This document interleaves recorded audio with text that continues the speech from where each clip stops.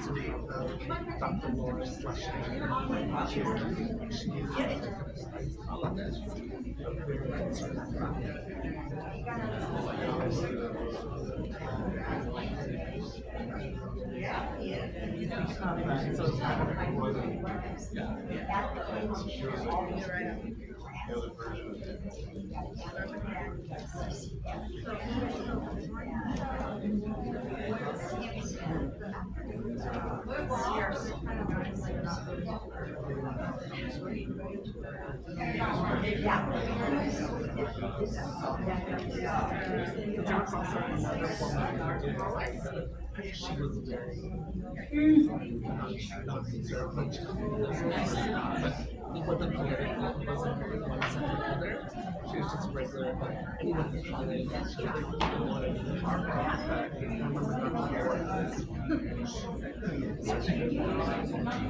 Rush Limbaugh. now he doesn't. I remember listening to him and it's wow.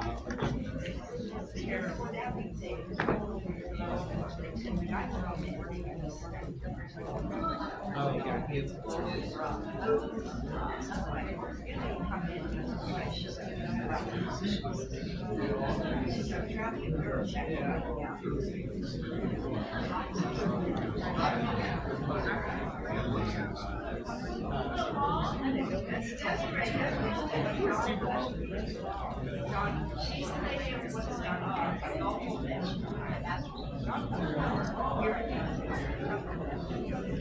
I wish I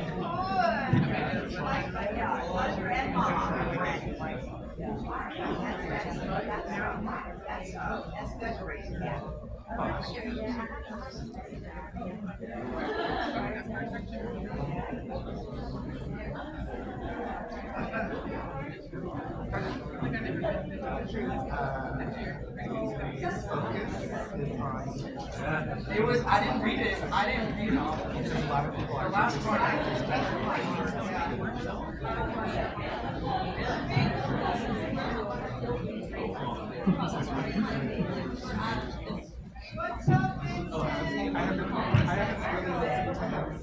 Good evening, everyone. My name is Izzy, and we're here from El Camino College with the F.I.R.S.T program. I'm here with three of our amazing students that are currently taking courses at El Camino. I'll let them introduce themselves.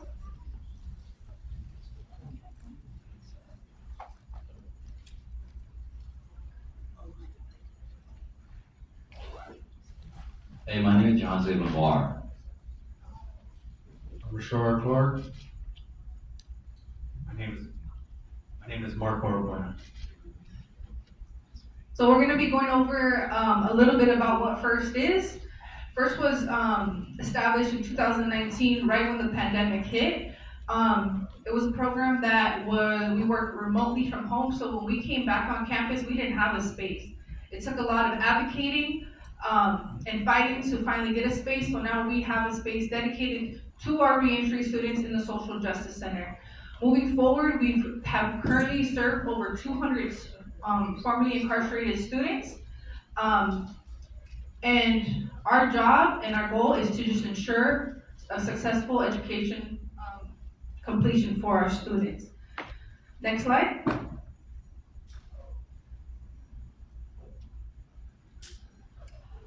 So currently, we started off with 3 members. We have grown as our student population has grown.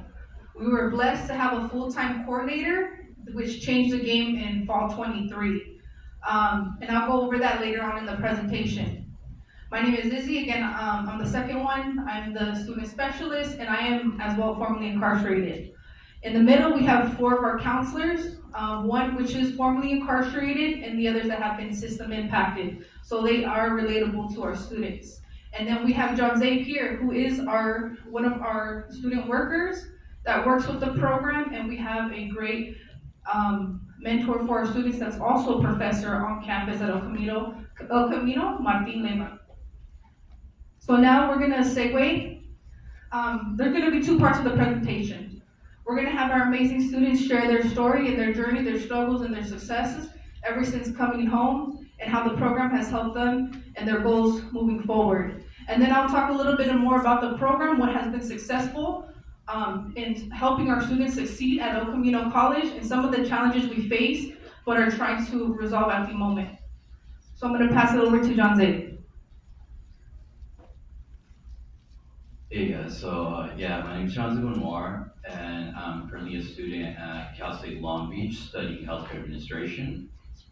And I created or started the first club for formerly incarcerated and system impacted students at El Camino College. I'm going to be talking about like the ways that the F.I.R.S.T program has helped me get to where I'm at today.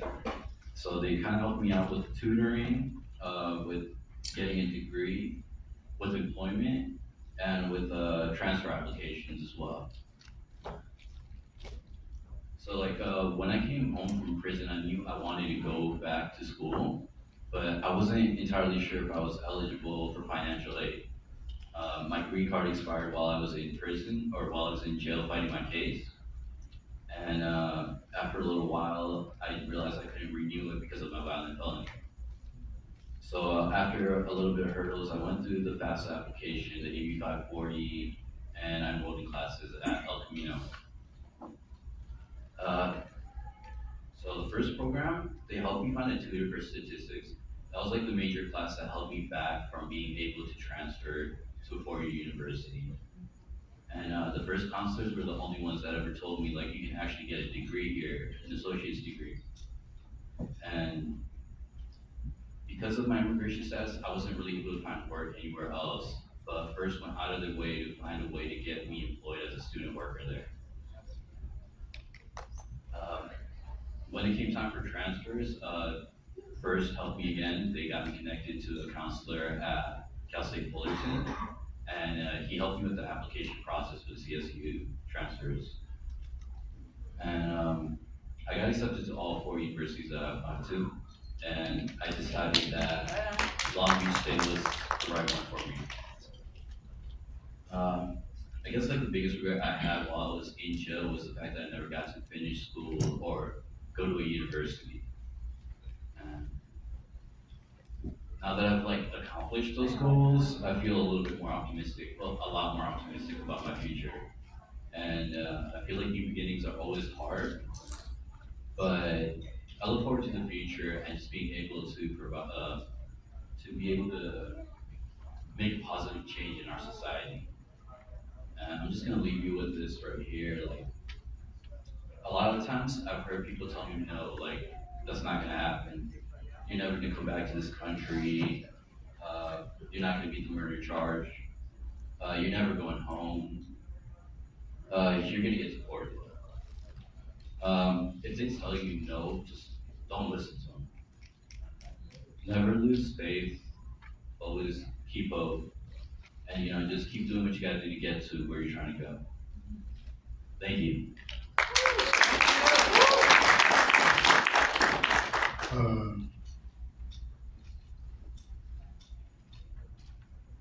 All right, my name is Mark Orvana. I just barely came home from doing 26, almost 27 years in prison.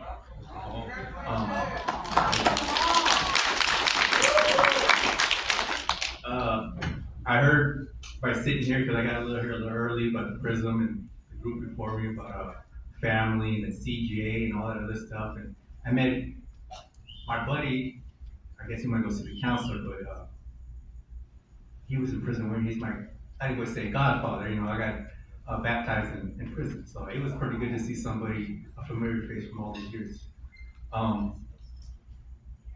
You know, they were talking about the checking and everything else. I had difficulties, when I take psychology and philosophy, and like, do your homework on here, put it on this and that. I got no idea what they're talking about. I mean, I could write it down and do the homework, but like to turn it in and everything else, I mean, I don't want to be late. I'm able to do it, but I don't know how to do technology. So that's what I'm going to talk about, technology. By being a Hispanic and us being in prison, this right here, this technology, knowing this right here would have given me another 3 to 5 years. I wouldn't have seen you guys today if I would have known this, my technology. So I'm kind of proud of not knowing what I know, and these people right here are teaching me and being like family. So when they said family a little while ago, I mean, community, I see it as family, and love is understanding. So I'm pretty thankful for first treating this like human beings. Like all our life we've been in prison, and we had people that always says they're gonna help us, but they don't help us. They help us to a certain level, and then when we want the help, they gotta tell cut. They gotta do this, they gotta do that, and I thought they were there to help us, really help. And it's only to make them feel good for the moment when they come see us. And right here, I feel this has really helped. And if they walk it along, they have helped me with my class, they help me with resources, with I have domestic violence classes and anger management classes. And being out of prison, you can't get a credit. I have a couple $1,000s in my pocket, and I can't even pay for the class because they want you to pay for a credit card. That's crazy. And with that being said, I was taking a class, and it's like you gotta pay next week. I need to, and I couldn't, so they kicked me out. They said it was my responsibility for me to get it. And now I gotta wait for the bank and everything else, but it's still my responsibility. Now, I don't know how that pans out, but I just take it with a grain of salt and keep pushing. And uh, like I said, right here, it's a challenge every day. And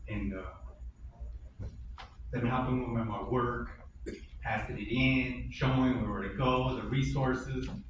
I can feel the love. And if you have anywhere else to go other than the school you go to, our community is good, and they're gonna help you. You can really see the love in the community where we're at.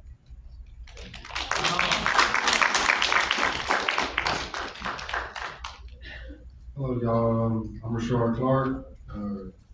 Forgive me, I had a speech written and I lost it on the way up here. This is my first time ever speaking in front of a crowd, so.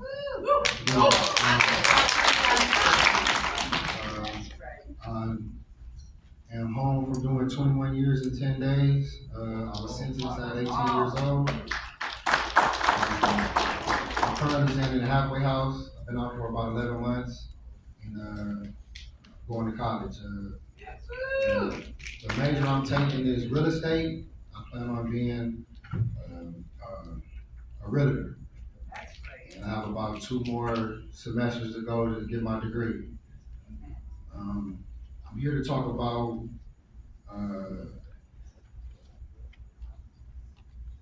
psychiatric disorders in the way that about mental health, and it's not and how it ties into relationships and separation through incarceration. When people talk about mental health, it's usually a mental illness or a disorder, and so they can diagnose you, but not dealing with the realities of what's going on in one's mind. Being sentenced so young, I just started a family with my children's mother, and on one hand, I wanted to be selfish and tell her to wait for me to do the time with me, and on the other hand, I wanted her to go on with her life. And through that, we had some very hard conversations. And through that time, I built up anger and frustration and let it out on her. And which in turn pushed her into the arms of another man, which then in turn had me deal with so many different emotions of jealousy, vulnerability, rage, and I began to have misguided anger towards my peers and staff, keeping it all bottled up in and not having anybody to talk about to it or to go through it with me. So these type of situations that most of us deal with every single day, every hour, every minute, we're just dealing with it. And there's no escape and no release. So that has been something very serious that most people don't talk about because again, it's not a disorder, reality, living in it, believing in it. So, but being at the F.I.R.S.T program for somebody who came home to no resources and being the first time college student, they have helped me with everything that I've needed. And I'm thankful for them because they continue to push me and help guide me with something that I never see myself going to college. And I'm just thankful for them. Thank you.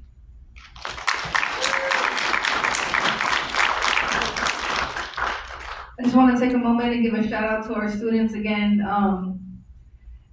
They have all came out of prison and, they're voicing themselves and I'm proud of them. They're able to come up here, share their stories, but not only share their stories, their stories are important to our program because without us hearing their stories, we wouldn't know what type of resources our students need. So they are the platform of this program. They are what makes this program. Without them, we wouldn't know where to start. Um, so moving on to our next slide. These are just some of the resources that we offer here at F.I.R.S.T. We have counseling, registration. One thing that comes up a lot is financial aid, right? If you've done the application for 23, 24, one thing they ask is your tax form, and if you just came home, you haven't done your taxes. So our job is, we see that's been an issue, so we partner with the financial aid office on campus, because they can be very hard to work with. And we have a special advisor that works with our students one-on-one. They do staff appeals with them, so we have that little way in the back to get their paperwork pushed quicker. We offer grants.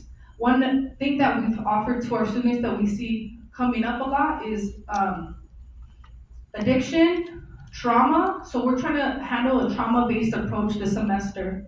If we can move forward to slide 9.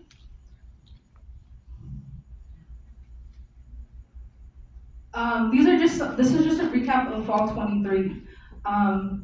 Fall 23, we tried to really invest in working with our students and bringing and inviting their families on campus. We want this to be a um, family-based program. So it's really important to us that, we unite one another, and we know that this is our students' second home, right? So over the last semester, we've had emotional intelligence workshop with Martin Leva. We've had our car show, we've had Thanksgiving, we've had some documentaries, we've had movie nights for our children and their families.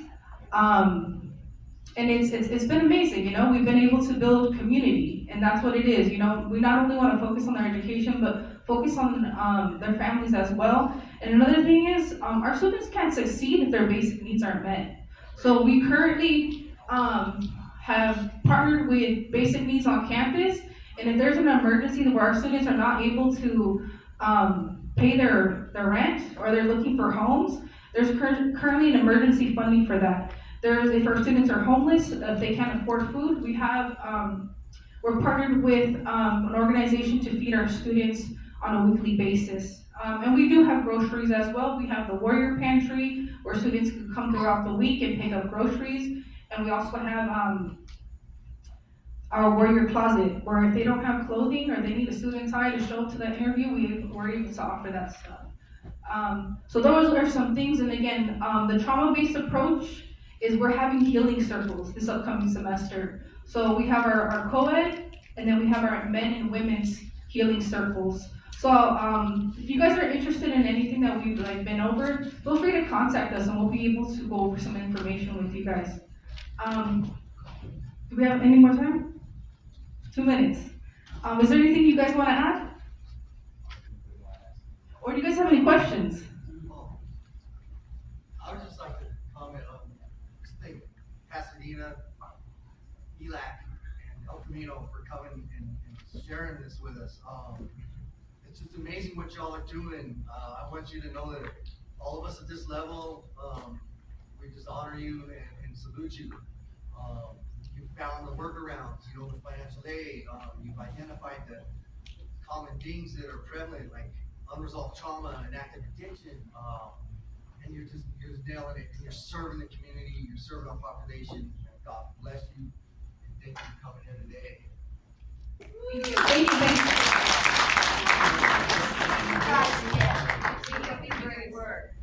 Thank you. Thank you. Thank you. Big round of applause for all three of us.